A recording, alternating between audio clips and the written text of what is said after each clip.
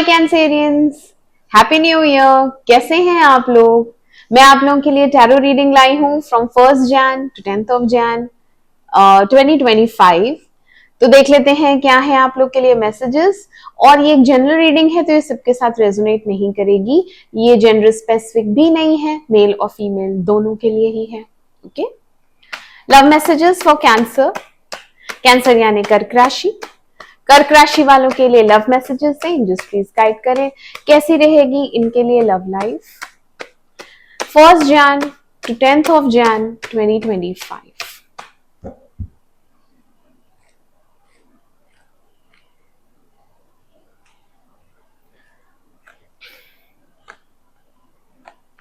आपकी reading start करते हैं। यहाँ पे एक रिलेशनशिप है जो बहुत लंबे समय से चल रहा था। ठीक है, ये हो सकता है बहुत से लोगों के लिए शादी हो, नहीं तो फिर ये लॉन्ग टर्म रिलेशनशिप है जिसमें आप रिजेक्टेड फील करती हैं, क्योंकि यहाँ पे कोई भी फिजिकल रिलेशन नहीं है।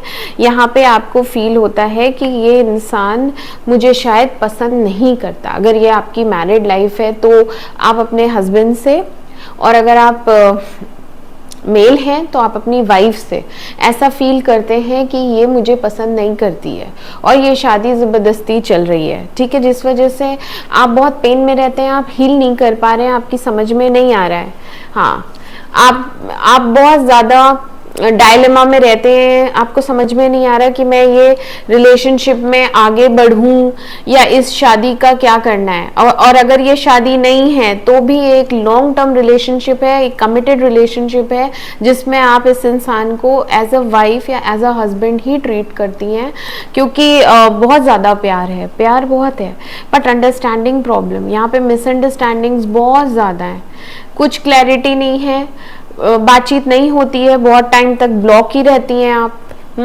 आपको ये इंसान ब्लॉक कर देता है, बात नहीं करता है, तो वो ही चीज़ें आपको बॉदर करती हैं कि यहाँ पे क्लैरिटी नहीं है, मुझे आगे क्या होना है, चलना है नहीं चलना है, क्योंकि पूरी तरह देखो एंडिंग नहीं हुई है।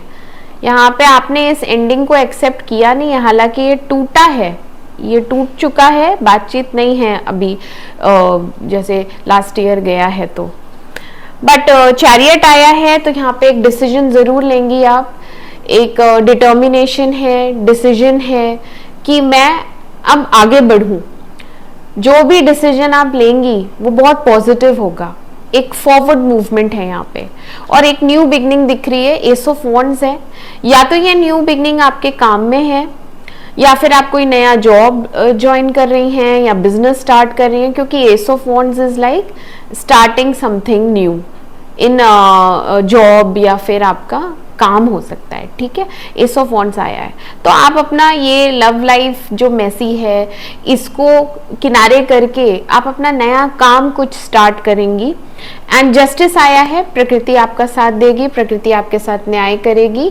और अगर आप दुखी हैं इस बात से कि मैं रिजेक्टेड हूँ या मैं डिजर्व नहीं कर रही, तो ऐसा नहीं है, आप जो डिजर्व कर रही हैं आपको ज़रूर मिलेगा, आपको न्याय ज़रूर मिलेगा। जितना आपने दिया है, चाहे वो प्यार है, चाहे वो आपका समर्पण है, वही सब चीज़ें आपको वापस में रिटर्न में मिलेंगी, क्योंकि यहाँ पे इस पर्सन ने भी कुछ डिसाइड किया है। इन 10 दिनों में आपके जो पर्सन है किंग ऑफ सोर्ड की एनर्जी से निकल के किंग ऑफ पेंटिकल की एनर्जी में आएंगे। किंग ऑफ सोर्ड्स इमोशंस को प्रायोरिटी नहीं देता है, ये प्रैक्टिकल बहुत ज़्यादा होता है और अपनी रूटीन लाइफ में बिजी होता है। किंग ऑफ पेंटिकल्स जो होता है ये अपना काम अच्छे से करता है, सिक्योरिटी पे फोकस इसका ज़्यादा रहता है, क्योंकि पेंटिकल्स हैं तो ये पैसा कमाने में बिजी रहता है। बट ये आपको भी एज अ वाइफ मटीरियल समझते हैं, तो ये आप ही के लिए कमा रहे हैं, अपनी फैमिली बनाना चाहते हैं, तो ये आपको कमिटमेंट देंगे। ठीक है, अगर अभी तक शादी नहीं हुई है तो ये आपको कमिटमेंट देंगे। इन 10 दिनों में इन्होंने ये डिसीजन लिया है, ये बात करेंगे आपसे, और यहाँ पे रिकंसिलिएशन है। और आप भी टॉलरेंट है, आप समझती हैं हर सिचुएशन को, आप बहुत अच्छे से समझती हैं, आपके दिल में प्यार बहुत ज़्यादा है, केयरिंग नेचर है आपका, काइंड हार्टेड है, सॉफ्ट हैं, तो आप सरेंडर करेंगी। आप विड्रॉ भी कर सकती हैं, चलो जाने दो वाला एटीट्यूड भी हो सकता है आपका, बट आप सरेंडरिंग मोड में रहेंगी और चीज़ें ख़त्म करने को प्रेफर करेंगी कि अब और ज़्यादा इसको खींचते नहीं हैं, इस मामले को ख़त्म करते हैं, एंड ऐसा ही शो करेंगे कि आप ठीक हैं, बट अंदर से देखो चीज़ें जो भी हैं खराब हैं वो सॉल्व होनी है। आपको बात करनी चाहिए, आपको एक्सप्रेस करना चाहिए, बट आप नहीं करती हैं, आप सह लेती हैं, टॉलरेट कर लेती हैं, ठीक है। वही चीज़ बस फिर फर्दर आपको आगे परेशान करती है।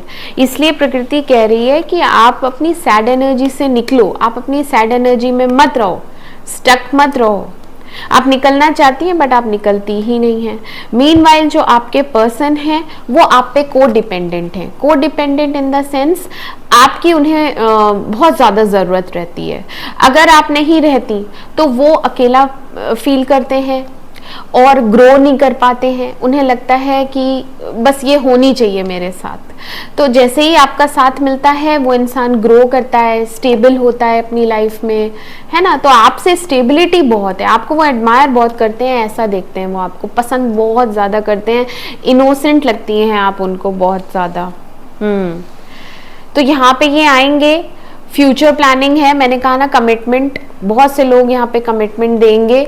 और अगर देखो यहाँ पे ऑलरेडी कोई मैरिड है तो भी आपको ही चुना जा रहा है, ठीक है। आप या तो मैरिड हैं तो भी आप इस इंसान के साथ जाएंगी, और अगर ये मैरिड हैं तो भी ये आपके साथ रिकंसाइल करेंगे और ये रिलेशन आगे चलेगा। आपको ये टाइम देंगे, आपको ये अटेंशन देंगे, और आपकी जो विशेस हैं वो भी फुलफिल होंगी। आपको मिलेगा बहुत इन 10 दिनों में, आपको इनसे प्यार, अटेंशन और टाइम सब मिलेगा, ठीक है। 6 ऑफ पेंटिकल्स आया, मैंने कहा ना जस्टिस आया है, तो जो आप डिजर्व करती हैं वो आपको मिलेगा। ऐसा मत सोचो कि मैं रिजेक्टेड हूँ, नहीं, आप ऐसा मत सोचो कि ये आपको पसंद नहीं करते, ये बहुत पसंद करते हैं आपको। ठीक है कैंसेरियंस, तो ये थे आप लोगों के लिए मैसेजेस। मैं मिलती हूँ आपसे आपकी अगली रीडिंग में। तब तक के लिए मेरे चैनल अमेजिंग टैरो को लाइक करें, सब्सक्राइब करें। Do take care of your self. Bye bye.